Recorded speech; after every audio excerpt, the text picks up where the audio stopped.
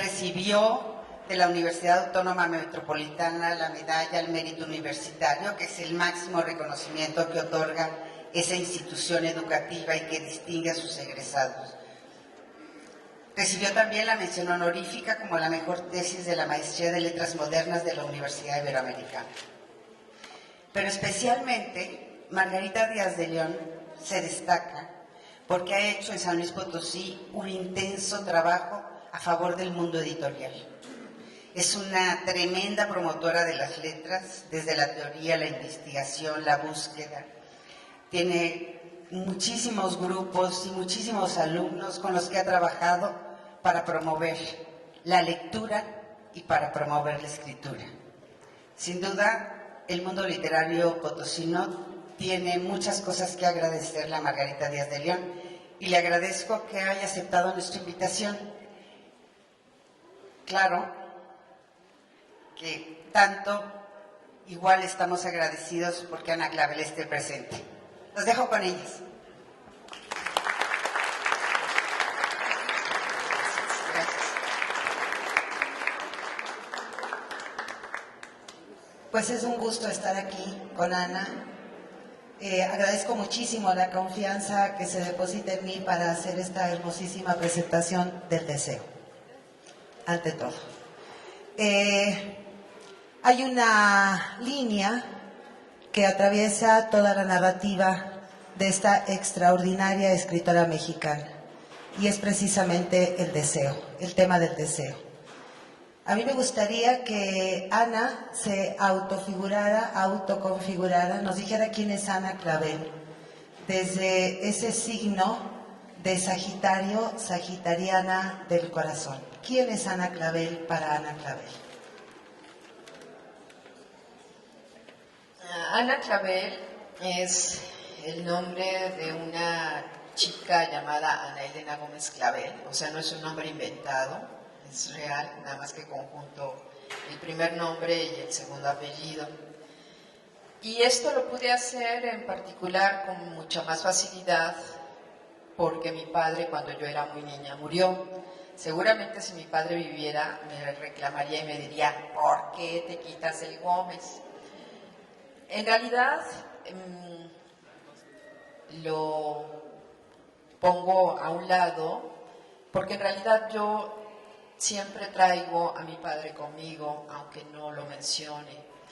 De hecho, mi escritura, que algunas personas dicen que es una escritura del deseo, tiene que ver precisamente con que su ausencia me marcó para estar siempre ansiando su presencia y de alguna manera entonces me puso en el canal del deseo. Mi escritura es una escritura de deseo, más que del asunto del erotismo propiamente.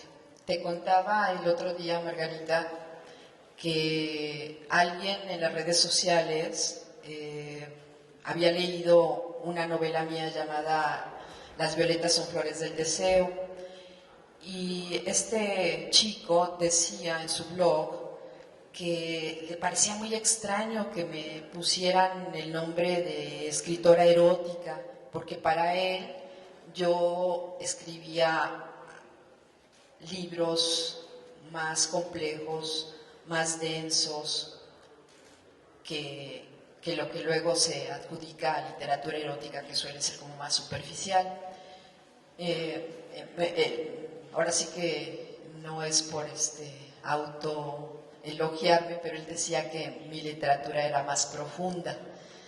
Entonces, él decía también que si hubiera un género llamado deseo, allí sí él me pondría en primerísimo lugar. Y cuando yo leí eso me dio mucho gusto, porque justamente yo creo que eso es lo que marca mi literatura, esa suerte de poética de los deseos. Entonces, regresando al punto de ser sagitariana, lo que podría decir es que yo me defino como una escritora de deseos. Muy bien, gracias. En esta novela, Las violetas son flores del deseo, que en lo particular a mí me gusta muchísimo. Toda la narrativa de Ana es maravillosa. Ana explora el fetichismo erótico masculino Yo siempre he pensado que qué maravilla que nos estudien a las mujeres por todos lados, que nos escriban por todos lados y que nos describan por todos lados. Y siempre me pregunto acerca de la masculinidad.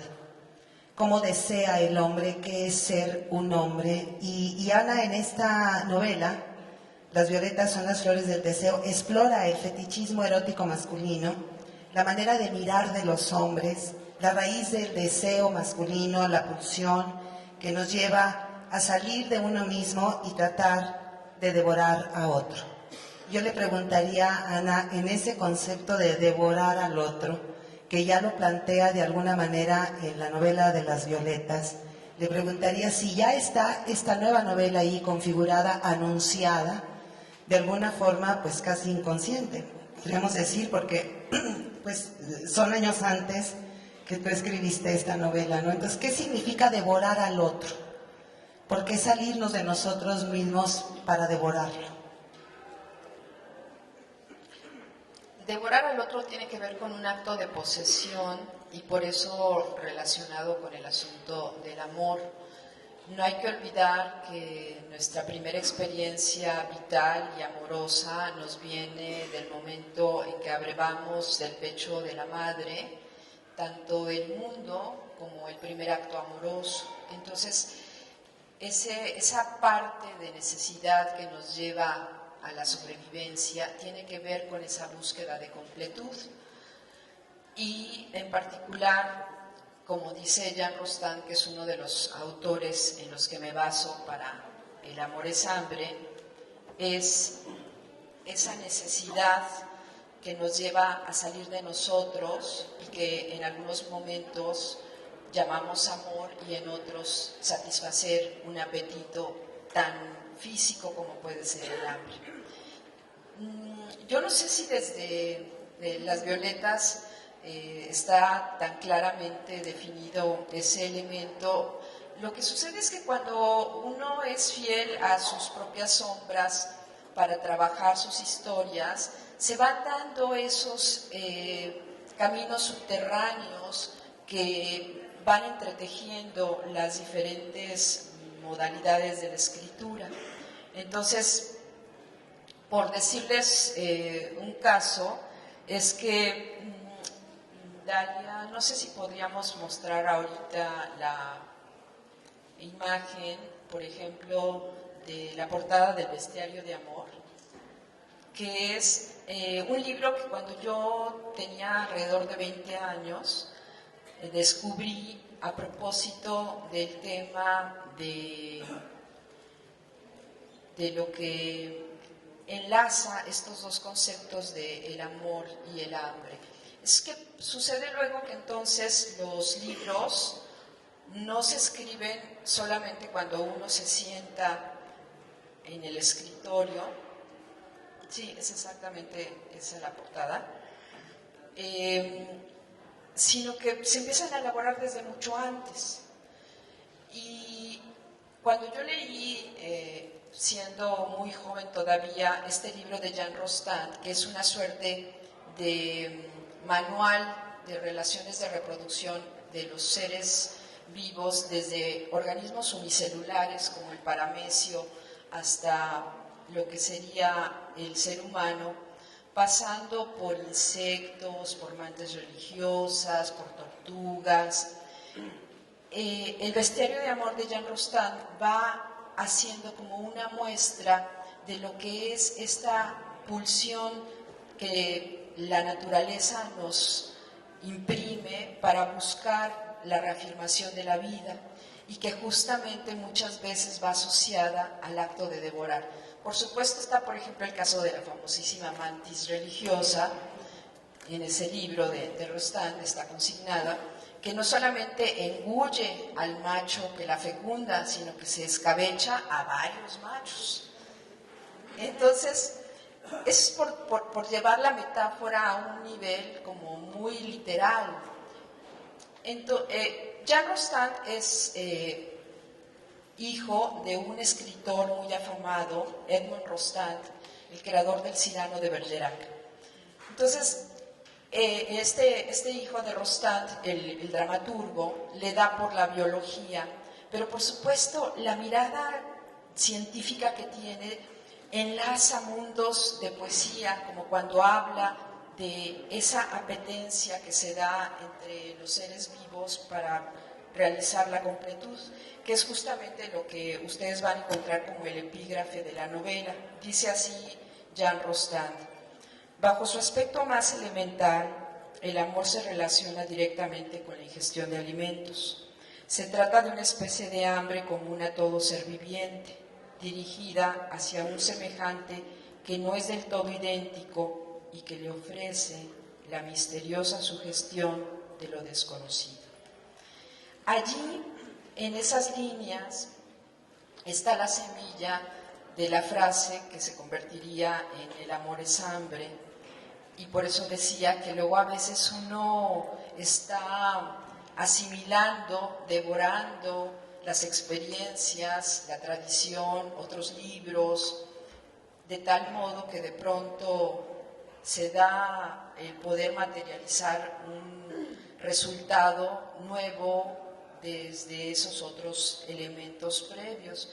Y a mí me gusta mucho que mi literatura tenga como esos caminos secretos que luego gente generosa como Margarita, como lectores que he tenido por fortuna en otros lugares del mundo, de pronto me devuelven una mirada diferente, extraña, que bueno, me hace darme cuenta que cómo ante el estímulo de la creación, ante una obra como puede ser un libro, la propia gente es capaz de recrear nuevas versiones que están un poco allí anotadas, pero que finalmente es como un acto de asimilación, es decir, de alimentación propio, donde se da un nuevo resultado, una nueva manera de ver el mundo.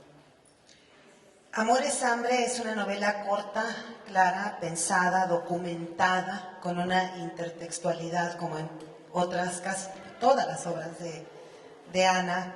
Y aquí el tema es amar y comer, en ese sentido del deseo, en ese sentido de devorar. Me llama la atención el nombre de la protagonista, Artemisa. Ana es una escritora que siempre va a los registros de la tradición, y Artemisa es la diosa griega de la casa, pero además virgen, la diosa de la virginidad. Esto es como una paradoja, porque además ella alivia, Artemisa, la griega, las enfermedades, alivia y provoca también las enfermedades de las mujeres, que tendríamos que preguntarnos cuáles serán las enfermedades propias de la mujer, pero bueno. Muchos quisieron violar dentro de los relatos míticos a Artemisa, otros ganarse su corazón, pero ella detectaba los pensamientos pecaminosos y se defendía de ellos. Y por eso me llama la atención, ¿no? Una protagonista devoradora, hambrienta, pero también en busca de lobos devoradores y hambrientos.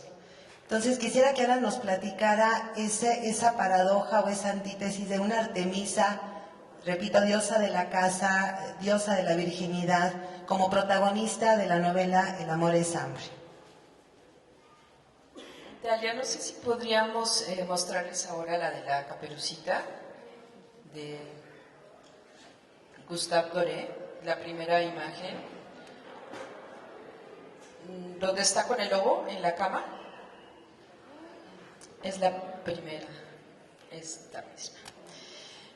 Bueno, yo tenía una historia que contar a propósito de una Caperucita contemporánea. Se me ocurría que puesta en un bosque contemporáneo, como si fuera una urbe de concreto, un bosque de concreto, como son ahora nuestras ciudades, pues sigue habiendo la presencia de lobos y de relaciones de pronto peligrosas que tenemos que sortear a la hora que salimos de nuestras casas, seamos pequeños o mayores.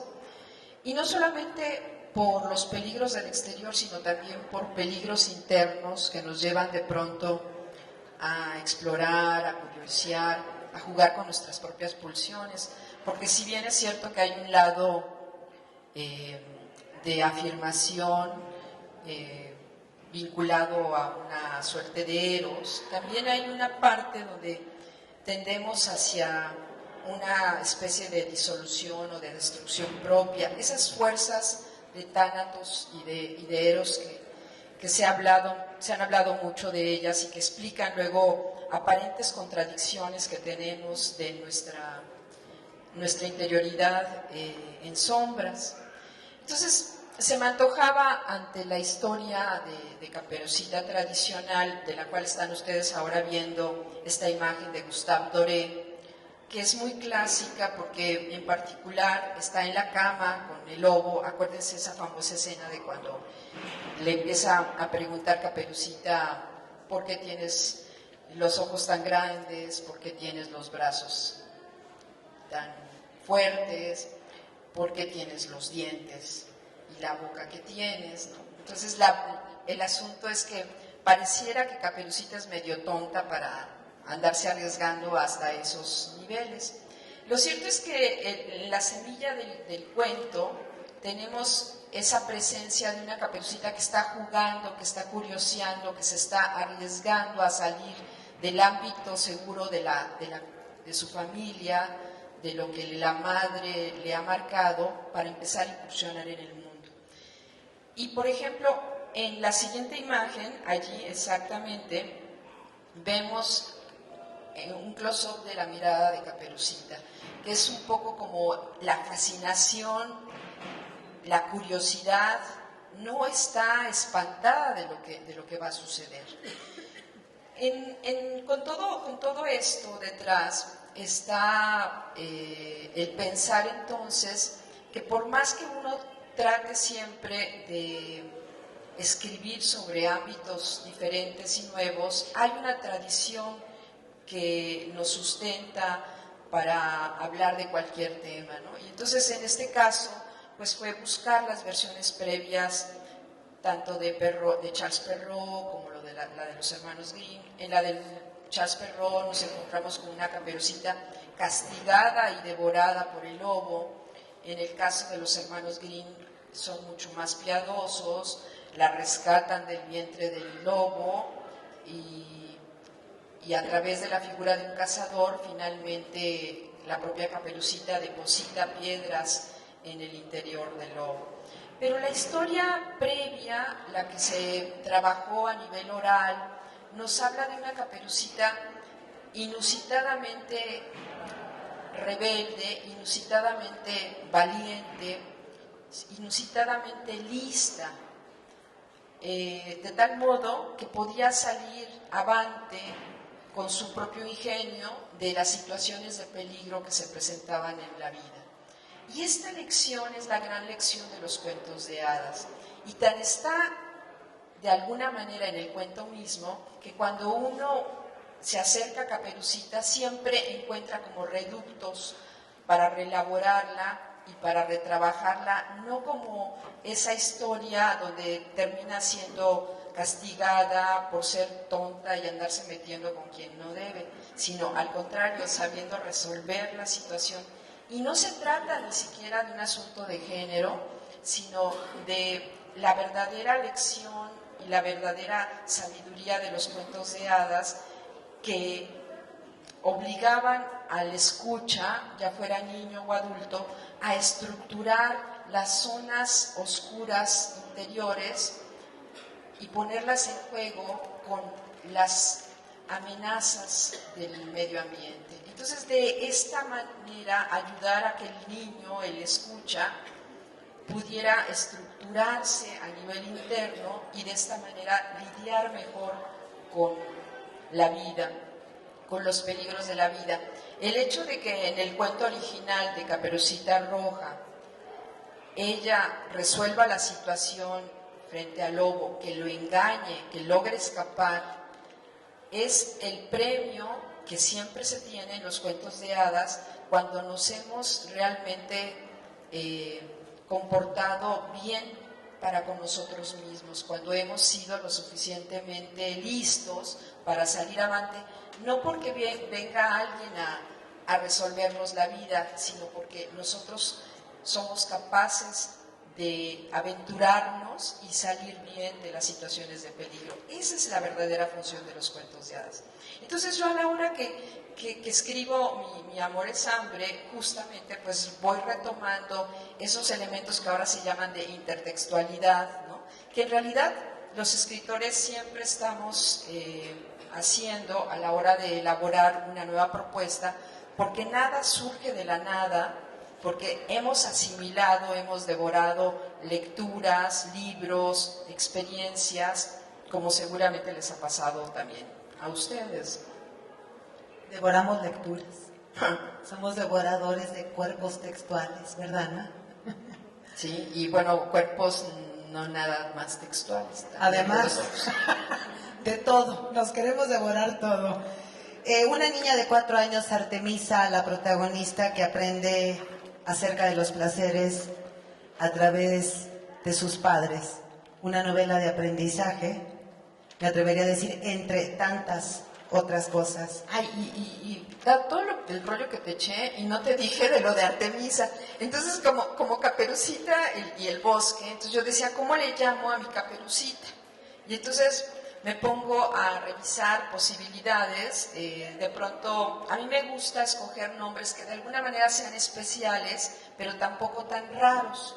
Entonces, les paso ahí un tip, ¿no? Cómprense si les gusta el asunto de la escritura y luego tienen problemas para ponerles nombres a sus personajes. Hay un diccionario de nombres propios de Gutiérrez Tibón, del Fondo de Cultura Económica, y ahí pues viene una cantidad de nombres propios y la explicación de si el nombre es germánico. Por ejemplo, Rodolfo es el padrastro de Artemisa, que viene a funcionar como una suerte de lobo original, un lobo muy dulce en realidad con ella. Y yo decía, ¿cómo le pondré? Me gustaría que el nombre evocara la figura del lobo en sí mismo. Por ejemplo, en portugués existe el nombre de lobo, pero en español no se acostumbra, aunque sí de origen también lo hay en castellano. Entonces buscaba yo alguna variante que diera como esa idea. Por ejemplo, Wolfgang en alemán, ¿no? Bueno, pues ahí sí está claramente Wolf, lobo.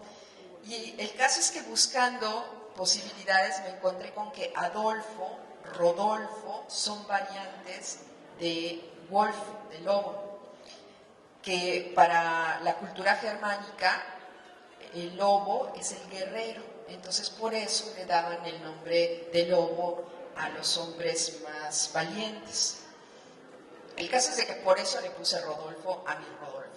Y Artemisa, porque pues sí, buscando justamente algo relacionado con el bosque, de pronto me acordé de la diosa de la cacería, de los animales salvajes, pero también es la diosa de los bosques. Entonces dije, qué mejor nombre para un personaje como una Caperucita que se llame como la diosa de los bosques. Pequeño problema que sea una diosa de la virginidad cuando Artemisa más bien anda probando de todas las mieles posibles. Pero dije, bueno, esa puede ser una contradicción interesante porque finalmente la diosa de los bosques, la diosa griega de la castidad, bien le hubiera hecho tener una probada de la carne humana en otros sentidos, ¿no?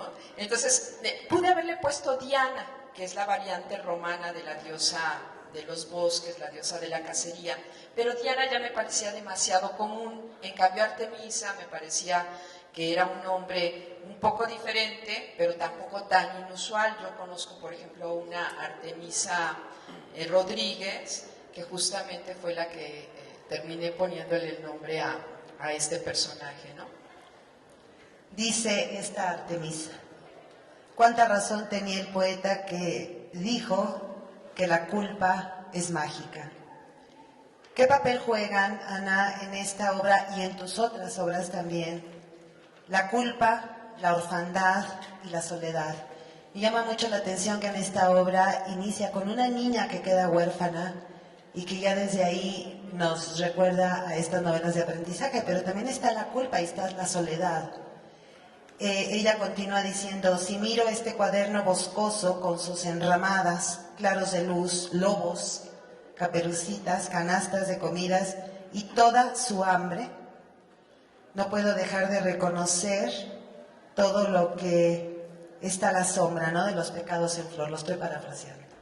Entonces ahí tendríamos que hablar de esa sombra redentora de los pecados en flor, con esos tres temas que manejas, que serían la culpa, la orfandad y la soledad.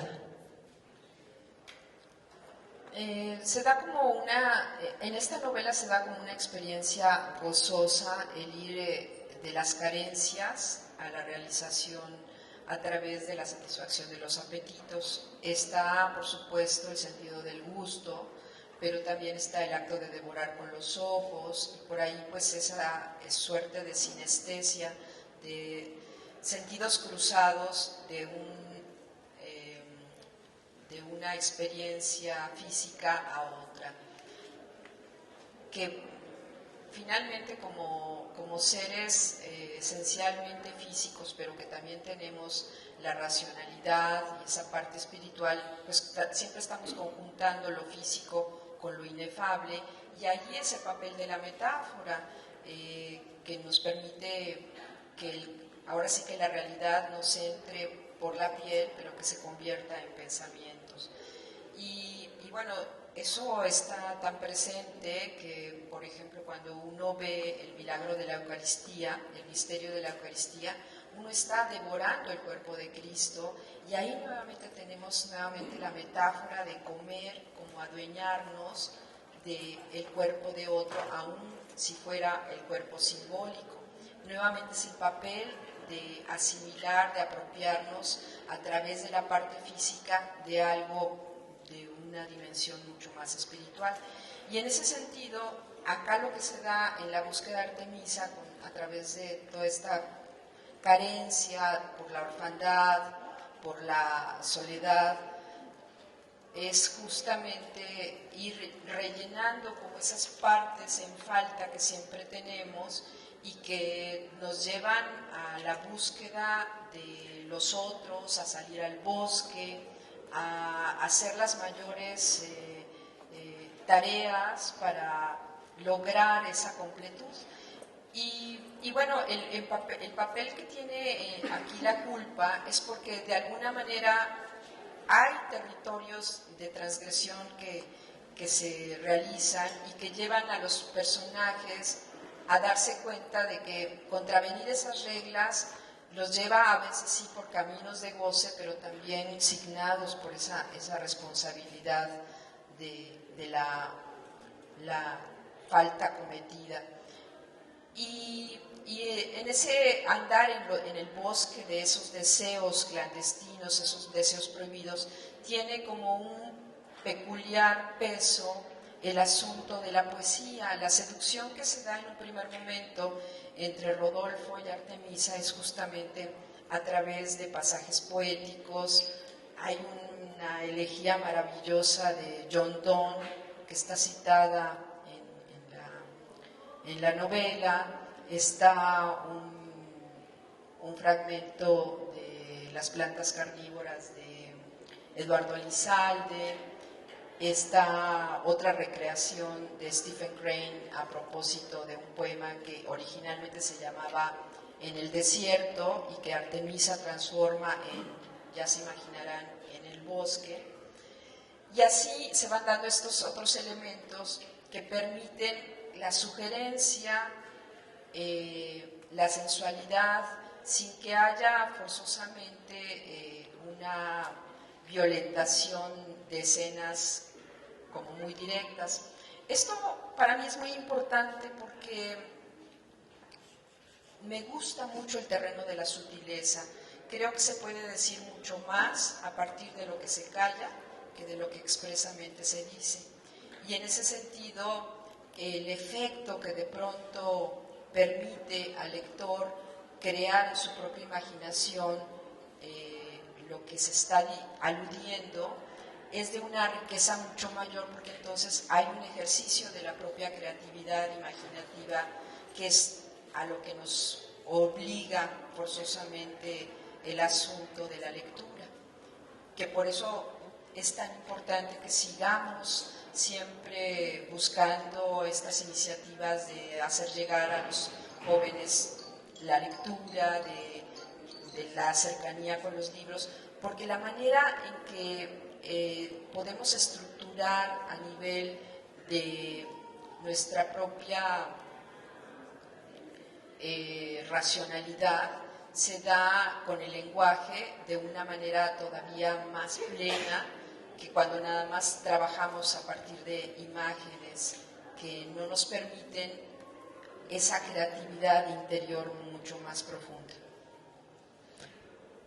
Y la literatura como un galeoto, ¿no? Como un intermediario del amor y de la seducción, y como también una potencia que abre el deseo. ¿Qué me dirías, Ana, si te dijera, y me voy a aventurar a hacerlo, que tu obra me parece la de un cuadro de Caravaggio, relacionado obviamente desde el barroco, que tu técnica está cercana al claroscuro, fuertes contrastes, unos iluminados, otros ensombrecidos, un altísimo efecto de relieve a través de una gradación de tonos iluminados y otros a lo oscuro, ¿no?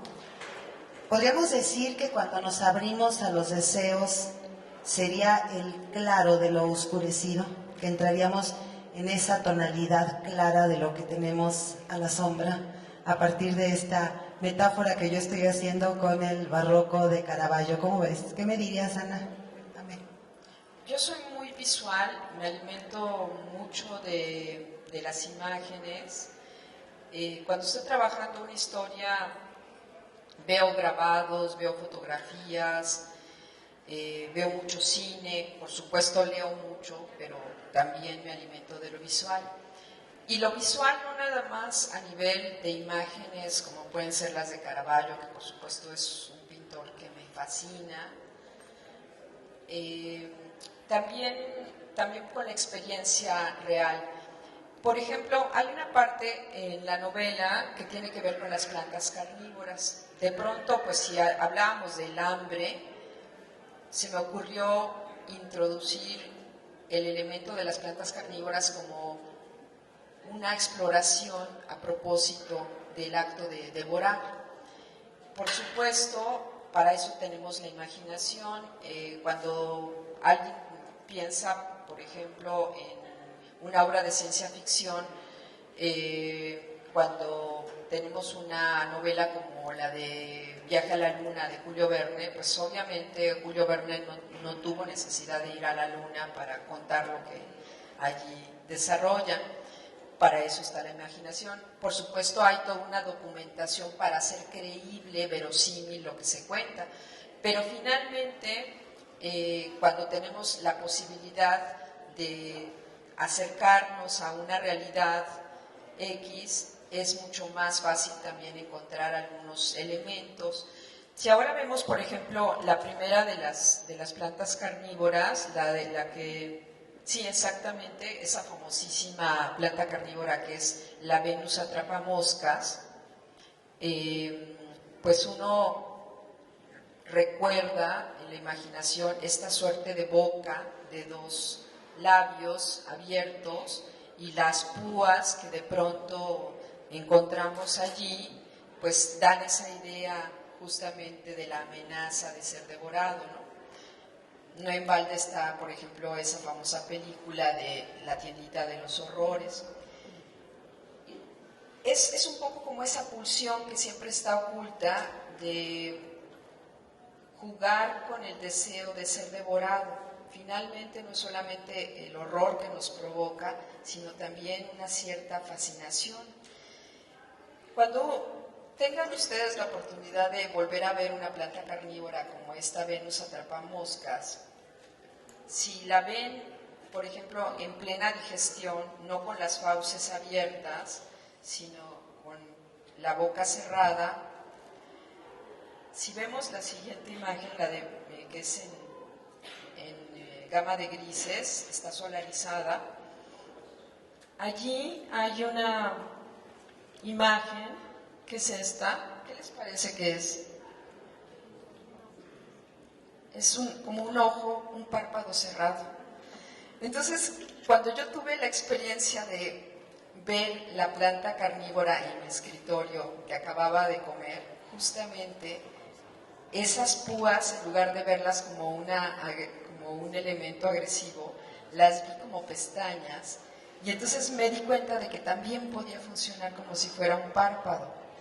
Eso, pues solamente porque tuve la experiencia cercana de, ahora sí que conseguirme mi planta carnívora. Y entonces ahí es donde yo hablo de cómo se cruzan elementos que cuando uno está ávido de asimilarlos, cuando está uno abierto a esas posibilidades, se dan esas otras lecturas. Y así fue como metí el elemento más cruzado de que las bocas podían ser como ojos hambrientos, ¿no? Que respalda más la idea de esta Caperucita, que además entonces dije, la voy a describir como con grandes ojos para devorar mejor, ¿no? Cuando su madre descubre que tiene ojos grandes, juegan ella y el padre de Artemisa a decir, ¿y para qué tendrá esos ojos tan grandes? Pues para comernos mejor. Y ahí estoy haciendo también alusión a la historia de Caperucita. Entonces, todos esos elementos se van armando y, por ejemplo, la experiencia de escribir novela es fascinante porque cuando uno se da el tiempo para estar allí, es de una recreación, es como estar en un mundo extraño, como casi poseído, ¿no? Y se van dando esos cruces en la medida en que uno está por completo volcado a esa experiencia de estar metido en la urdimbre de una novela, ¿no? Ahora sí que si no han tenido la experiencia, les convino a que empiecen a hacerlo, a escribir, y que se metan en esos mundos interiores.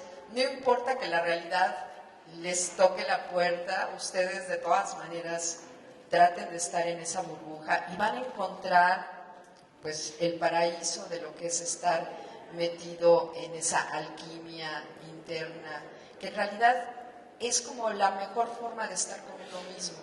Es uno de los momentos de mayor plenitud que se puede tener con la propia individualidad, esta parte de la creación propia. En esa urdimbre de la creación. Nos dices, y parafraseo un poco, lo prohibido tiene dedos, tacto, por eso nos tienta. Es que siempre pensamos con el cuerpo, lo prohibido te acaricia, te colma, y yo te digo, querida Ana, es cierto. Entonces, tendríamos que verlo desde la propia experiencia. Sé, Ana, que tus libros están relacionados, este libro, El amor es hambre, y tus anteriores novelas, incluso hasta un libro de microrrelatos, corazonadas, de aforismos, se encuentra ahí y nos encontramos ahí, nos vemos reflejados ahí como las bestias feroces de un Nietzsche. Conste que pronuncié la E al final, Nietzsche. De un Nietzsche vitalista. ¿Será que el deseo, esa tentación, ese comernos el cuerpo del otro, tendrá que ver con el vitalismo? ¿Será eso vivir con todas las ganas de vivir y vivir en peligro además, como siendo una caperucita en medio del bosque? Sí, ¿no? Al límite de tus propios deseos. Sí te da ese vitalismo y por supuesto está ese filósofo de la carne que es Nietzsche. Pero digamos que ese es un plano como un poco más filosófico, más etéreo. A mí me gustaría contarles una anécdota que está en la hechura de El amor es hambre, a propósito de las carnívoras. Hay pues mucha documentación para poder hacer creer a un lector que uno sabe de gastronomía o uno sabe de carnívoras, pues uno se tiene que documentar muchísimo. Y en particular, en la imagen de las, esas son sarraceñas, que son como unas trompetas, y si ven que tiene como una lengüeta, esa es la que se cierra cuando entra un insecto al interior. El insecto es atraído porque hay mieles alrededor de la boca de la planta carnívora. Decía Darwin, que fue justamente el que primero las estudió en su libro sobre insectívoras, que las carnívoras son animales disfrazados, o sea, se hacen pasar por plantas, pero en realidad son animales acechantes. Esa descripción, bueno, no me van a negar que es fascinante.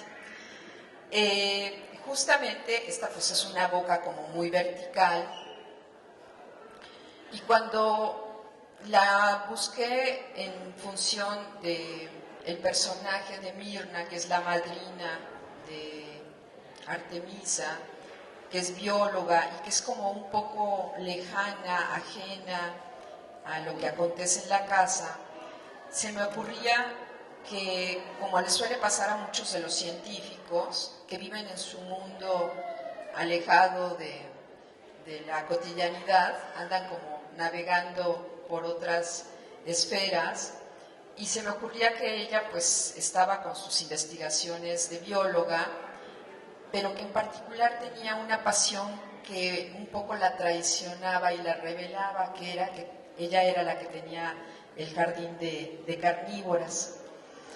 Y aparte de leer, como les decía, ¿no?, este libro de Darwin, hay otro libro muy afamado de lo que son las carnívoras, que ahora está circulando en internet y cuyo nombre ahorita mismo no me acuerdo, pero bueno, ahí está también detrás. El caso es de que en toda esa investigación a mí escogí las sarraceñas porque me gustaron, me parecieron hermosas. Y de pronto consulté a una chica de unos viveros de Xochimilco, al sur de la Ciudad de México, que tenía justamente venta de plantas carnívoras. En ese intercambio, cuando ella me mostró sus sarraceñas, me dijo que tenían una miel tan dulce que uno podía pensar en un sabor exquisito cuando se animaba a pasar el labio, la lengua por la boca de la carnívora. Y entonces yo me quedé maravillada porque dije, bueno, esto me lo está diciendo de este modo porque evidentemente ella lo probó.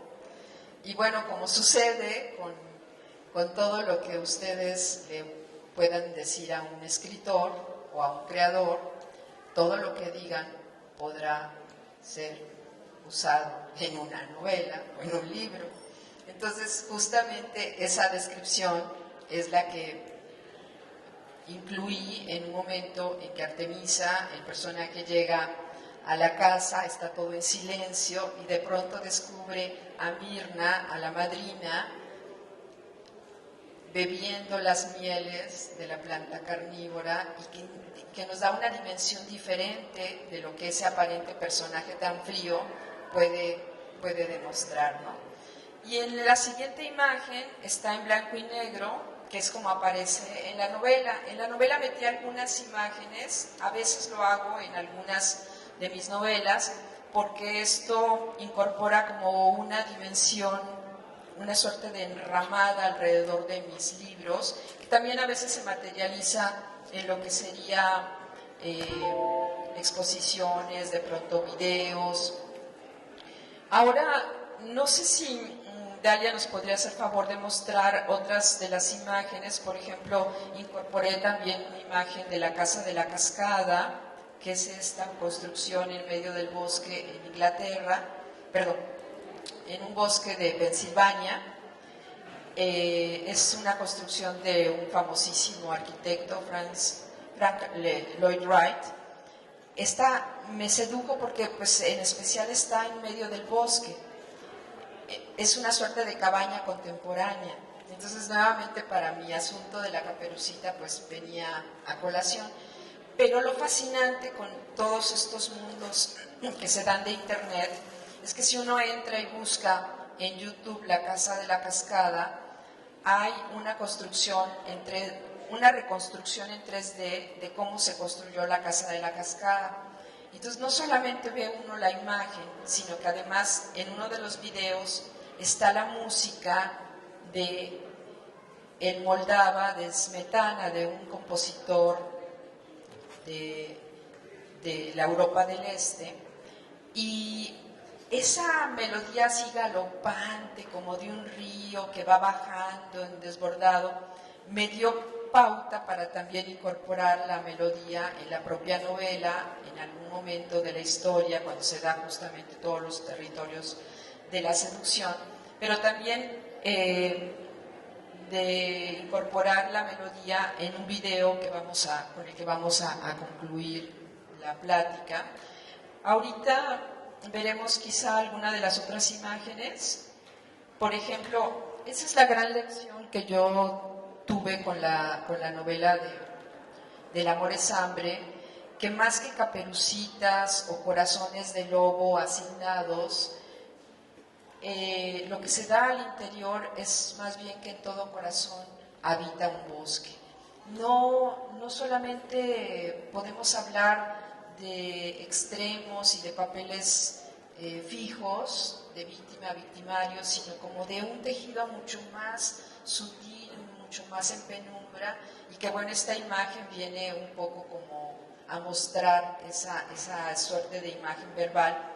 Esta imagen no aparece en la novela, pero sí alimentó, digamos, la imagen escrita, ¿no?, que se da cuando Artemisa, que está a punto de cometer una transgresión fatal y alimentarse por ahí con el corazón de alguno de sus amantes, se le ocurre decir esto de que en todo corazón habita un bosque. Y hago un poquito de eco en esa frase que me parece importantísima, porque relaciona todos los temas, ¿no? Todos los registros que vas tocando a lo largo de la novela. En todo corazón habita un bosque, una enramada de deseos y apetitos.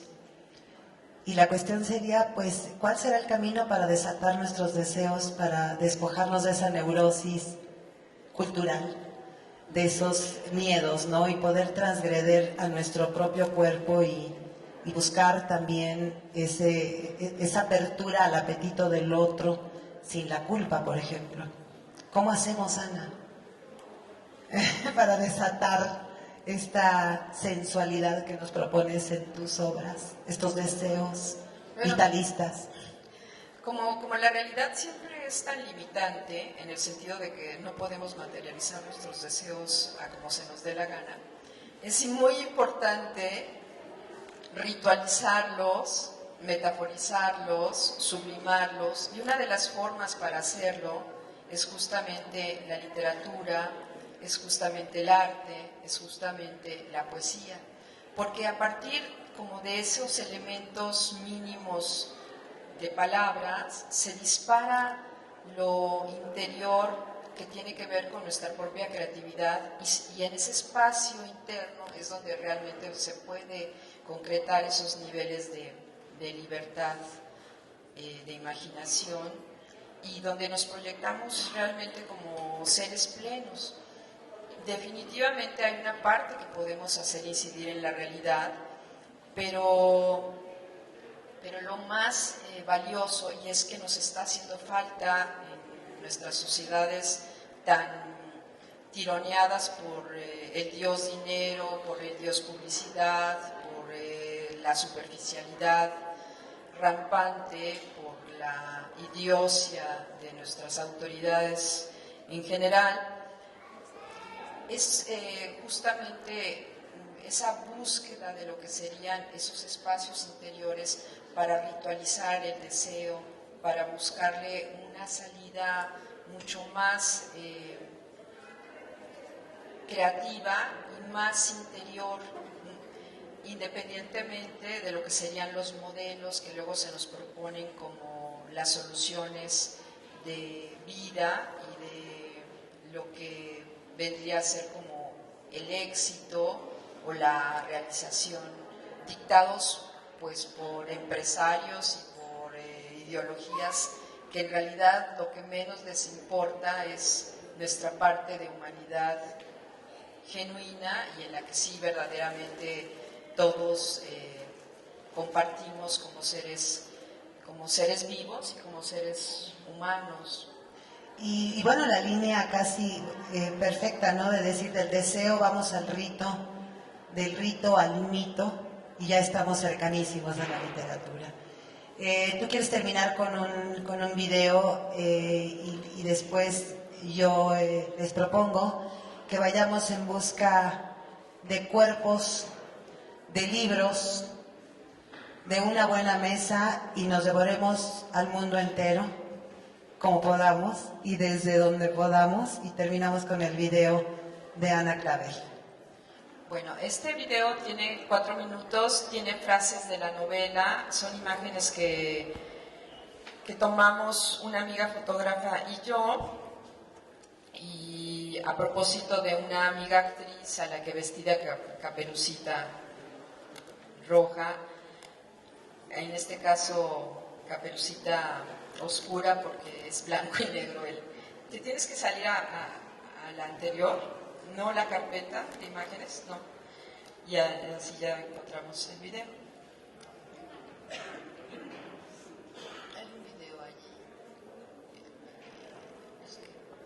Es que no ven. Ahí está, mira, video, el amor es amor. Sí, esta es.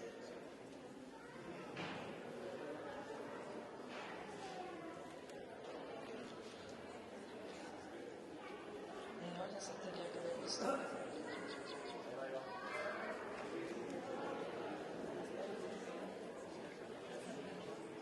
Yo sale a... Pero lo acabo de reproducir en Monterrey. Aquí está.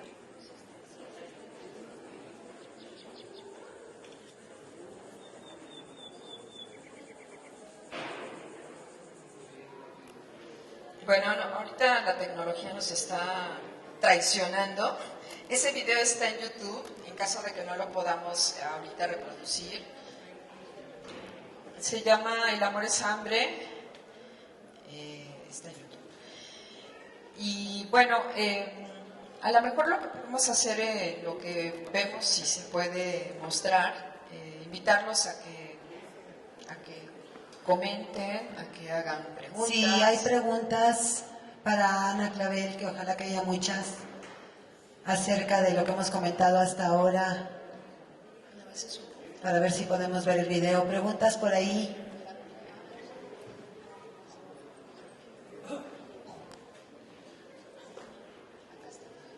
Buenas tardes. Me gustaría saber cuál es o cuál creen que es la mejor obra para entender o para empezar a leer a Ana Clavel con tanto simbolismo, con tantos ideas que de alguna manera en un nivel superficial no podrías entender o adentrarte tan fácilmente a entender o imaginar, vuelvo a lo mismo, tanto simbolismo que hay atrás de todo este lenguaje que maneja.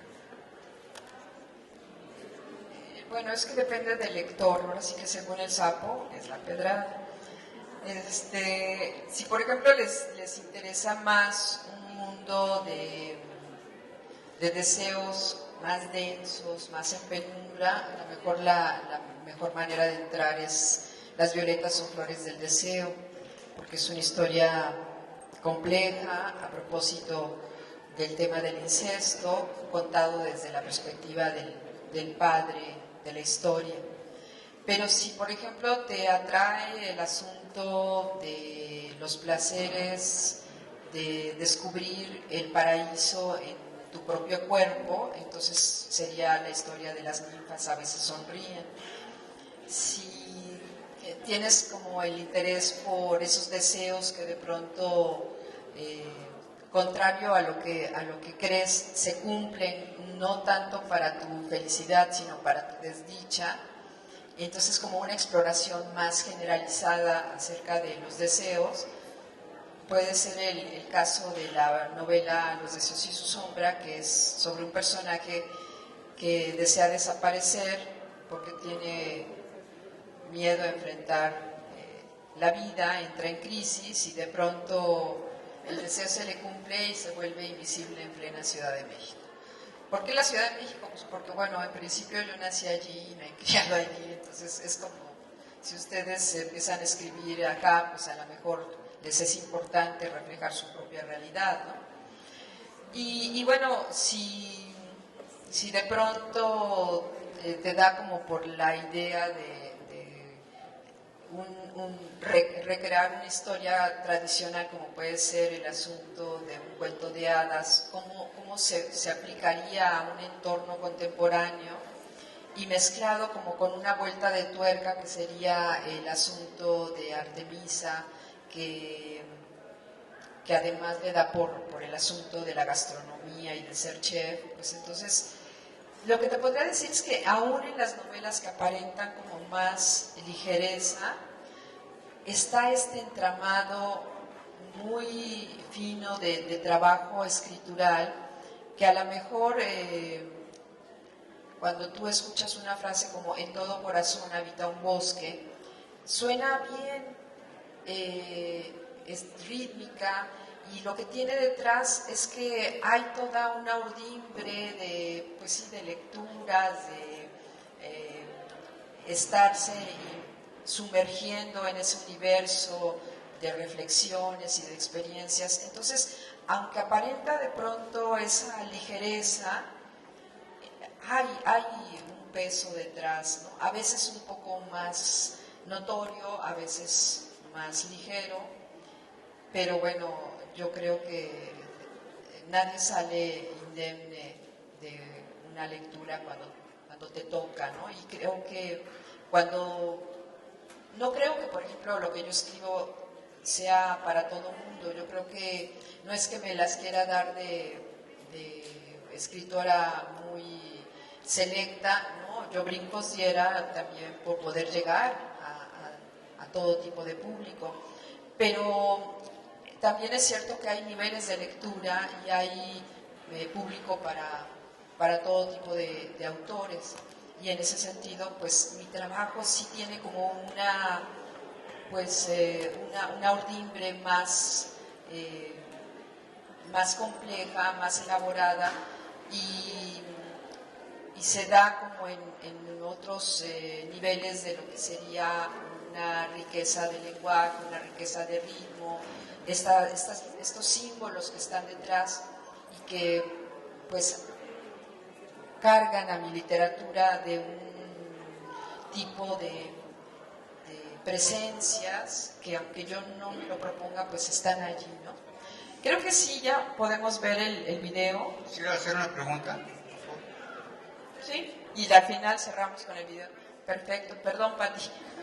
Quería preguntarle, más que nada, felicitar a la Universidad de San Potosí por el magnífico evento de la Feria Nacional del Libro.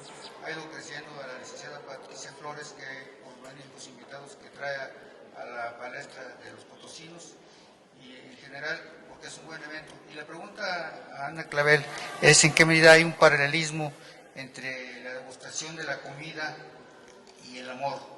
O sea, si hay una referencia, por ejemplo, eufemística o recreativa de imágenes, de escenarios, entre la novela de Como agua para chocolate, como en este caso, El amor es hambre. ¿Y qué le podría decir al público potosino? Porque yo lo estuve escuchando en Radio Universidad cuando decía que los personajes se crean a partir de la propia realidad del escritor, que son los sentimientos y las visiones de la vida las que se materializan a través de la creación de los personajes, sean mujeres o hombres. Y en cuanto a la temporalidad, existe una temporalidad en el amor es hambre, o una espacialidad, un periodo histórico, urbano, o es más una recreación de pensamientos filosóficos en esa reflexión del hombre consigo mismo, de la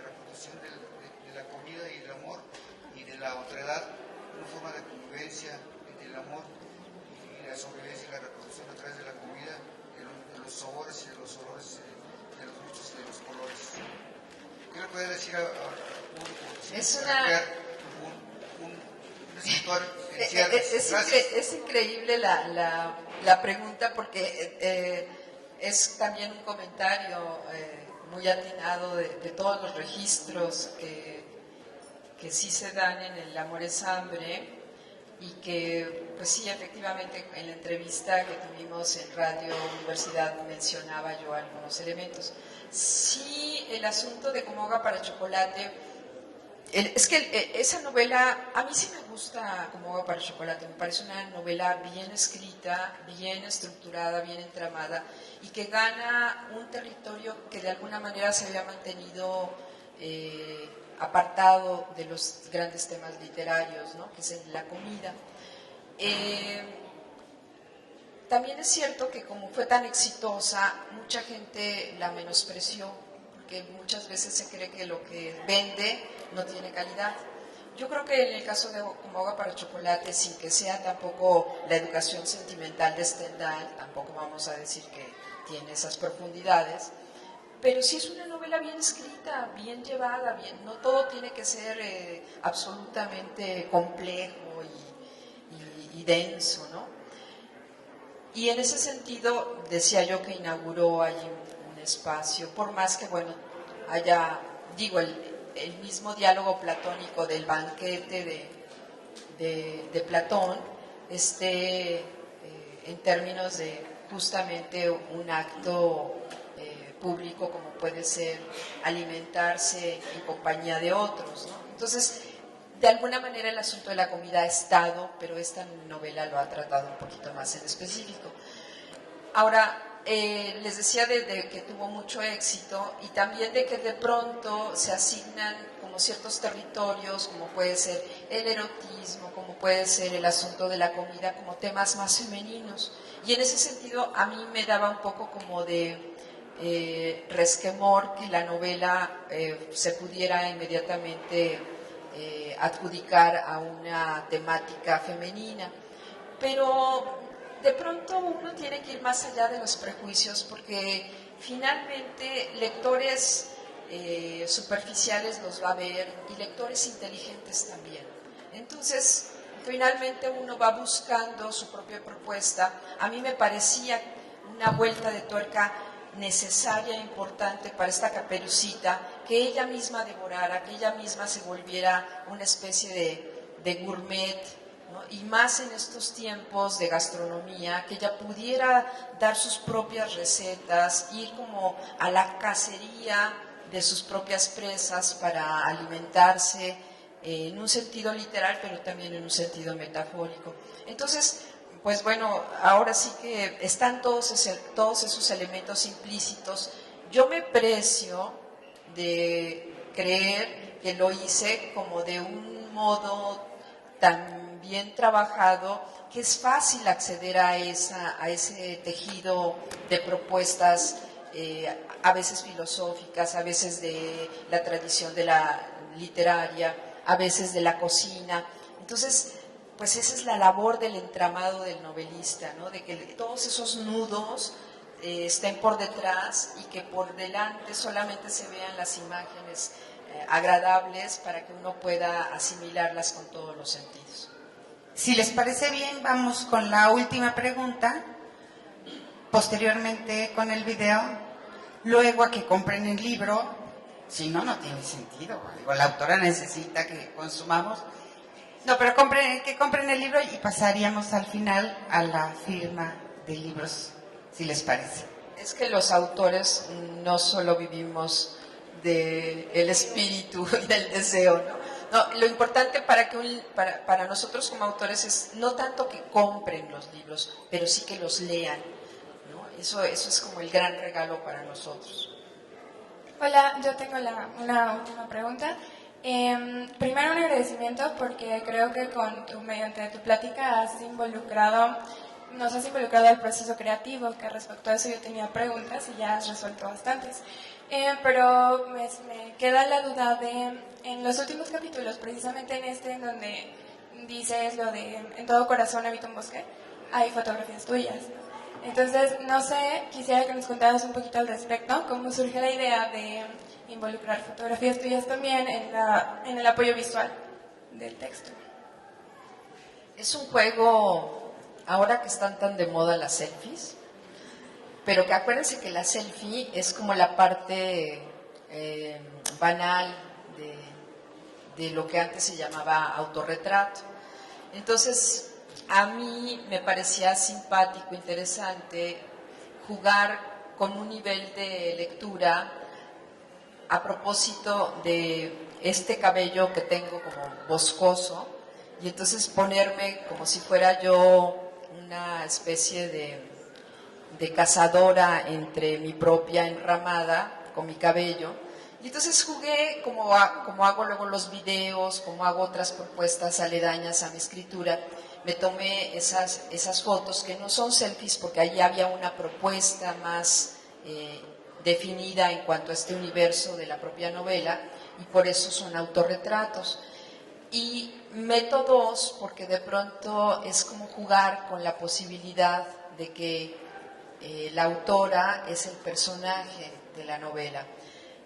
No es el caso, no, desafortunadamente, a mí no se me da también lo de andar de cazadora por los bosques con tal éxito como Artemisa, ni la cuestión de la gastronomía profesional como a ella, entre otras virtudes, ¿no? A mí mi universo tiene que ver con las palabras, pero entonces era como jugar con esta posibilidad que cuando nosotros leemos una historia en primera persona, muchas veces tenemos la tentación de creer que el narrador es la misma figura que el autor. Y entonces empezamos a tratar de buscar como esos elementos de conexión entre una vida y otra. Y a mí me parecía interesante darle ese otro nivel de lectura al lector para que hiciera como más entramados todavía a propósito del tema del bosque. Y para mí era un lujo meterme en la historia de esta manera con las imágenes, porque de algún modo es como hacerlo todavía, un bosque todavía más personal, a donde incluso yo puedo estar incluida como personaje, aunque no sea el caso, aunque yo no desafortunadamente no sea como Artemisa. Vamos al video. Vamos con el video.